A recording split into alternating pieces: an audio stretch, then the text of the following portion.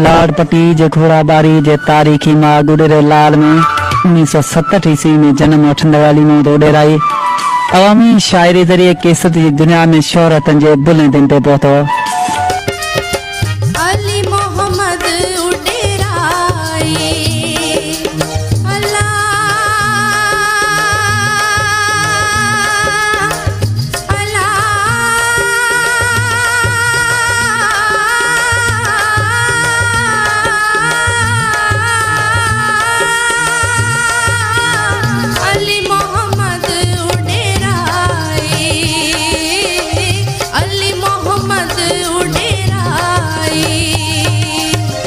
सडड़ा करया सुडका भरा दाहू भला कैसा करया सडड़ा करया सुडका भरा दाहू भला कैसा करया सूरब तोड़ना साई मुहिंजा दर्दब तोड़ना साई मुहिंजा सूरब तोड़ना साई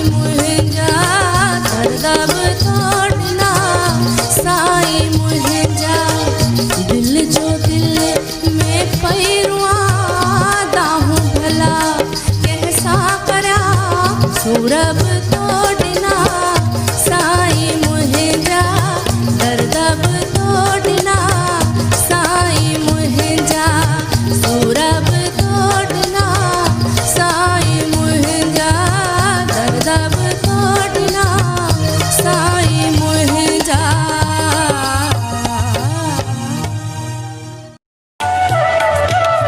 अली महमूद उडेराई ज़ात जो खटी आए जॾहिं त उडेरे लाल हिकु नंढड़ो स्टाप आहे जिते संदसि रिहाइश आहे जंहिंजे करे हुन पंहिंजी शाइरी में उडेराई जो तखलस जो इंतखाब कयो।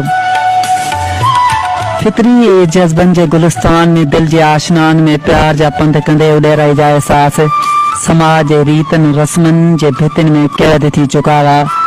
ये दर्द कथा उन वक्त जी आहे दोस्तों जॾहिं 1986 में गुरबत जे लकीरनि पोयां डोड़ंदे अली महमूद उडेरे लाल स्टाप ऐं मीरपुर साकरो में ईंदड़ वेंदड़ बसनि ते मिठाई खपाईंदो हो त अचानक अली महमूद जी अखियूं साम्हूं वेठल मुस्लमानी छोकिरी ॾिसां अटकी पयूं हुयूं ऐं मोहबतनि जा जान जुड़ी पिया हुआ। वक्त जूं वागूं नसीबनि जे लकीरनि सां गॾिजी जी हयाती में कई रंग भरे चुकियूं हुयूं।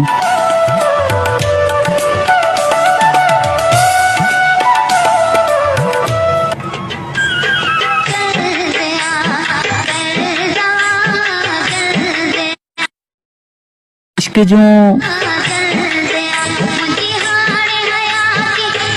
नाकाम इश्क जूं सदाऊं गुरबत जहिड़े गलीद सोचनि में तॾहिं दम तोड़े चुकियूं हुयूं जॾहिं ग़रीबी जो जवाब ॼाणे अली महमूद जी मोहबत खे समाजी मुदे ख़ारिज रस्म जे वर चाढ़ियो वियो हो।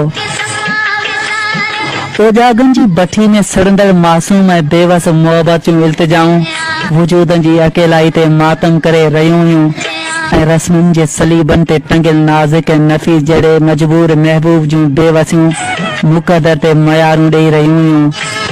ऐं पोइ अली महमूद जे अंदर में बरंदड़ दिलि जी बाहि जा शोला लफ़्ज़ लफ़्ज़ बणिजी शाइरी जो रूप इख्तियार करे चुका हुआ। अली महमूद उडेराई जो पहिरियों गीत उर्स चांडियो जे आवाज़ में रिकॉर्ड थियो हो। अरमान न करे दिल तुंहिंजो दिल भर यार अची वेंदो ऐं पोइ उहो दिल भर यार न अची सघियो ऐं न ई अली महमूद उडेराई जा अरमान घटिजी सघिया। थर जे भिटनि जे रेगिस्तान में थरजी कोयल फोदिया सुमर जे आवाज़ में उडेराई जा गीत फिजाउनि जी रौनक बणिजंदा रहिया। उन वक्त जो आलम इहो हो दोस्तों फोदिया सुमर जो एल्बम रिलीज थियण जे 15 ॾींहनि बाद मार्केटनि में वरी नई एल्बम जूं पुछाऊं कयूं वेंदियूं हुयूं। उन दौर में केसट में 2 या 11 सॉन्ग जेके हुआ रिकॉर्ड थींदा हुआ ऐं उन्हनि गीतनि मां 6 या 7 उडेराई जा गीत हूंदा हुआ।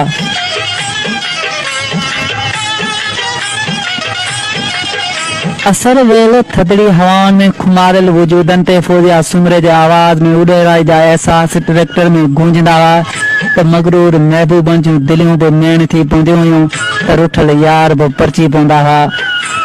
मोहबत इश्क इंतज़ार सिक ऐं सारूड़ियुनि जे उपटार में अवामी शाइरनि जा गीत सादड़नि माण्हुनि जी फितरत जे असूलनि तहत दिलि सां ॿुधा विया हुआ।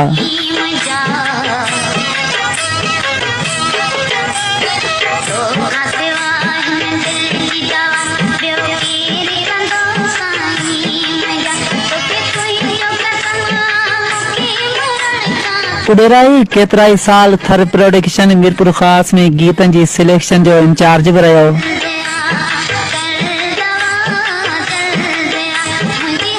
सिंध जा नाले वारा फनकार वाली मूं उडेराई जा गीत ॻाए फ़ख्र महसूस कंदा हुआ। अॼु उडेराई बीमारी जे बिस्तरे ते बेवसी जी ज़िंदगी गुज़ारण ते मजबूर आहे। मगर अफ़सोस सिंध जे इन अज़ीम अवामी शाइर जी केर सार लहण वारो बि नाहे। उडेराई खे असांजे हमदर्दिन मोहबतन ऐं चाहतनि जी ज़रूरत आहे। सिंध सकाफ़त खातो बि उडेराई जी माली मदद लाइ ख़ामोश तमाशाई बणियल आहे। अहिड़ा शाइर सिंध धरती जा अहमुल हीरा आहिनि जिन खे दरबदर करण साणस वेसा घाती चइबी।